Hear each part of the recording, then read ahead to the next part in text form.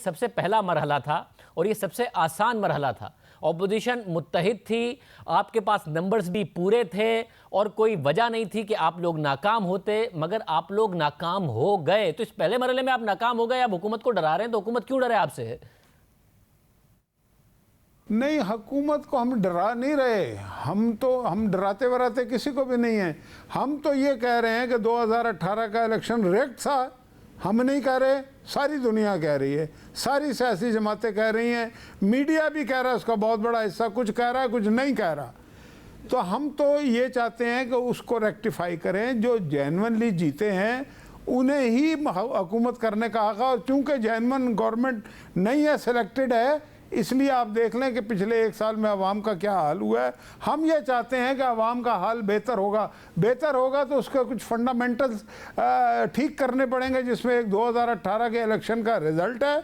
दूसरा, अब ये नशर मुकर्रर जो हुआ है इसको भी देखेंगे। लेकिन 2018 का इलेक्शन कराने के बावजूद रिग्ड, पब्लिक तो उनके साथ नहीं है। आज उन्होंने और पब्लिक को अपने से दूर कर लिया है और हमारा काफिला जो है उसमें इसलिए जोर आ जाएगा। देखें, अगर वो ऐवानों को तस्लीम नहीं करेंगे, ऐवानों के फैसलों को तस्लीम नहीं करेंगे, तो फिर सड़क पे फैसला हो जाएगा। मगर मसला ये कि तादाद कम नहीं है। ऐसा नहीं है कि 1-2 वोट इधर उधर हुए हों। 14 सेनेटर्स हैं और ये बहुत बड़ी तादाद है। तो आप हुकूमत को ब्लेम कर रहे हैं या फिर कोई किसी दूसरी ताकत को ब्लेम कर रहे हैं? ऐसा तो नहीं है कि किसी सियासी जमात ने ही अपोजिशन के अंदर से ये काम कर दिखाया है। ये इंडिविजुअल्स ने नहीं किया, सेनेटर्स ने इनफरादी तौर पर नहीं किया, किसी सियासी जमात ने पूरे ये फैसला करके ये मामला कर दिया है। तो मुत्तहिदा अपोजिशन में सिर्फ मुत्तहिदा लफ्ज़ है, मुत्तहिद है नहीं आप लोग।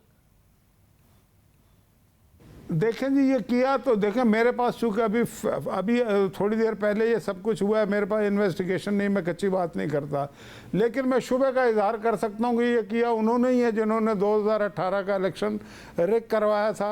आज भी कल भी कुछ इतलात थी, हम समझ रहे थे कि शायद इतनी सीरियस नहीं है, लेकिन वो अब रिज़ल्ट के बाद पता लगता है कि कुछ एक्टिविटीज़ हो रही थी 2-3 दिन से बड़े ज़ोर शोर से, और उसके नतायज जो हैं वो सबकी। लेकिन फिर भी आप एक चीज़ ये तो देखें ना, देखें बात ये है कि तमाम तर धांधलियों के और पंक्चर लगाने के बावजूद हमें 50 वोट पड़े हैं जो कि असल में नहीं थे।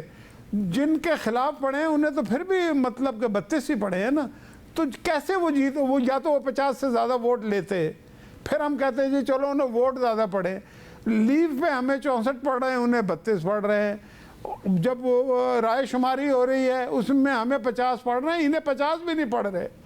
तो अगर वोट के एतबार से देखें तो हमें कहीं उस तरह से नुकसान इसके बावजूद नहीं है कि अरबों रुपए भी खर्च हुए हैं। कुछ बातें, कुछ चीज़ें चल रही हैं, उसको हम इन्वेस्टिगेट करके अगले हफ्ते इंशाल्लाह उसको हम रखेंगे।